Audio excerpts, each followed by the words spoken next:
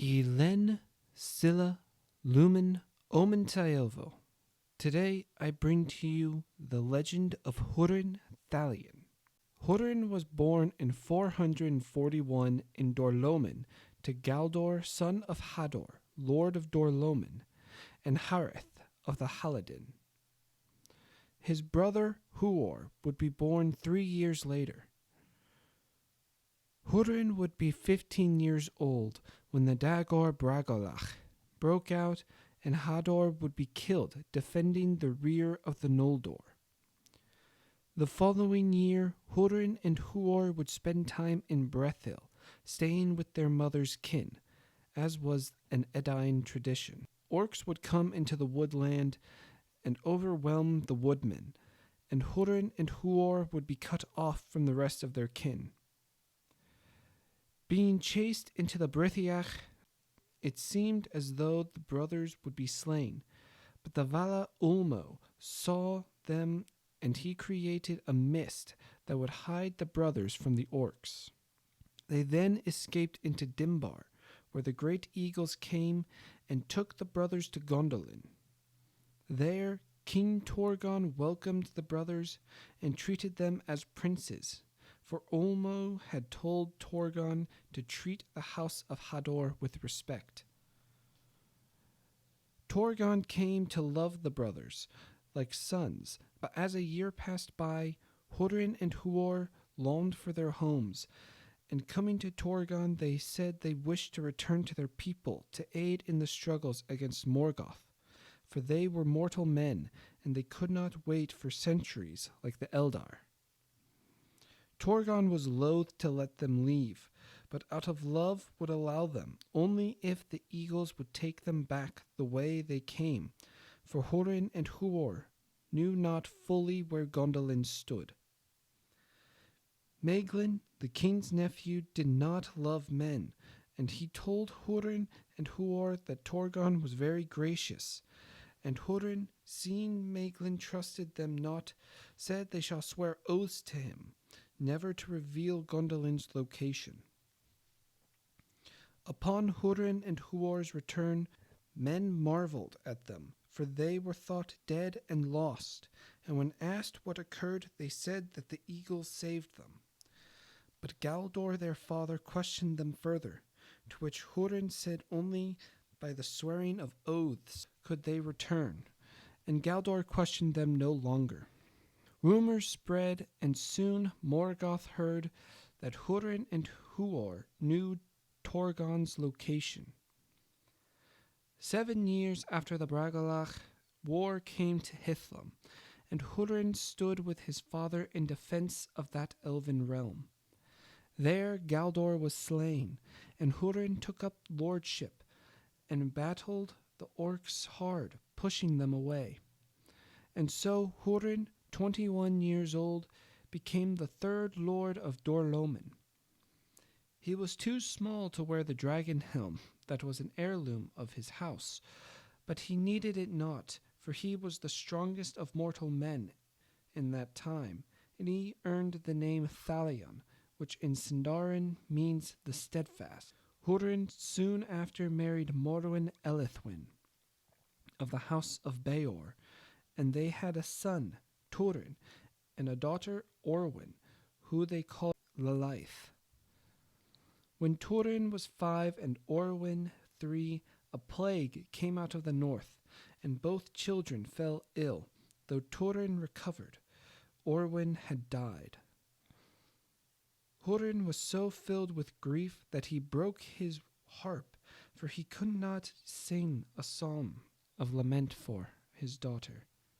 Not long after, High King Fingon and his cousin Maithros began plans for battling back the hordes of Morogth. Hurin, being lord of Hador's house, joined the mustering forces, spending much time in Hithlum with Fingon and the other elven and mannish lords.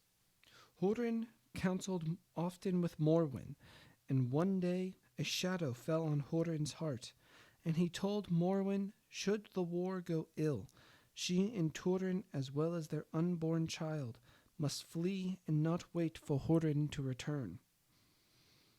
Morwen questioned where they should go, asking about Gondolin, to which Hurin said that he could not break his oath, even to his wife and children.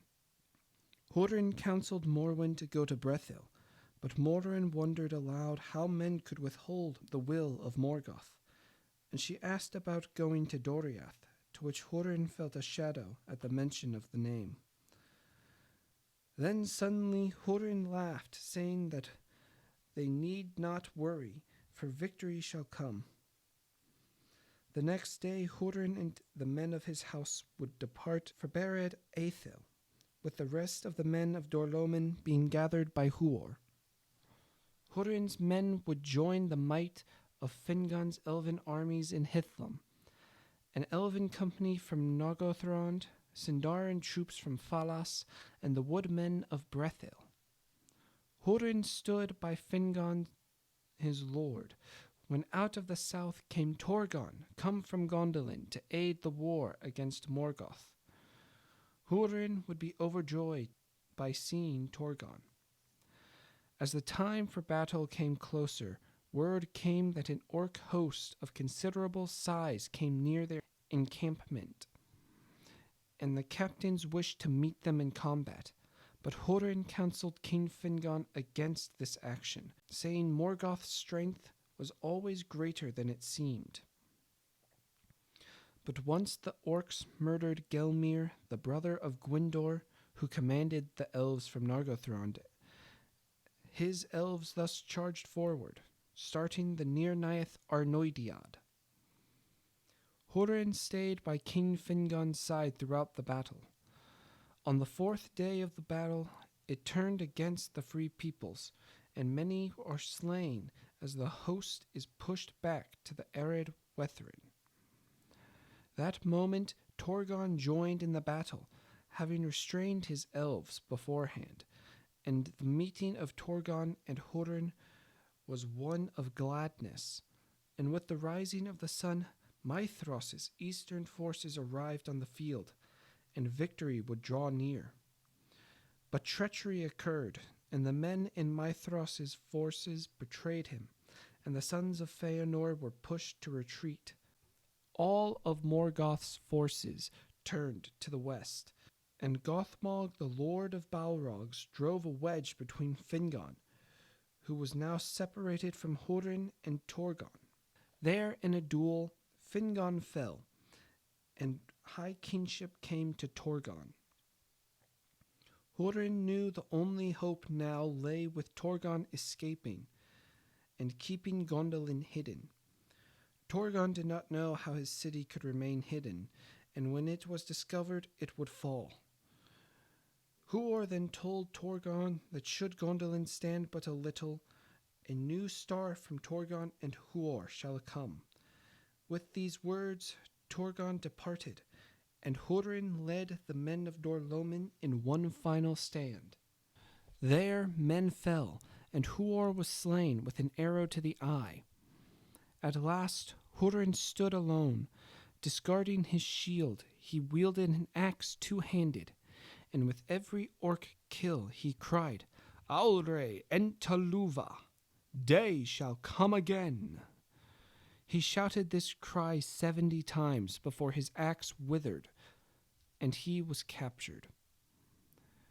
To Morgoth he was brought, and the Dark Lord offered Hurin rank and power should he break his oath and reveal Gondolin's location. Hurin saw through the deception of Morgoth, refusing to betray his lord Torgon, and he mocked Morgoth. And Morgoth set a curse upon Hurin and his children, that they should always fail in their quests, and their counsel shall be wrought with folly. And to Hurin was a curse that he shall see all that befalls his kin with the eyes of Morgoth. For that tale of tragedy, please check out my Tale of the Children of Hurin video linked in the description. In 500 of the First Age, a year after the deaths of Turin and Nienor, Morgoth releases Hurin from his captivity. Hurin then wandered home to Dor-Lomin, only to find it overrun with Easterlings, the men who served Morogth, and those left of Hador's folk shunned Hurin, for they no longer trusted their lord. Hurin would then come near the encircling mountains, and he cried aloud for Torgon to let him enter Gondolin, to which there was no reply, and Hurin departed, not knowing that Morgoth's servants were watching him, and now knew generally where Gondolin lay. Hurin, wandering further south, came to the ruins of Nargothrond. There Hurin found Mim, the last petty dwarf, who claimed the ruins as his own.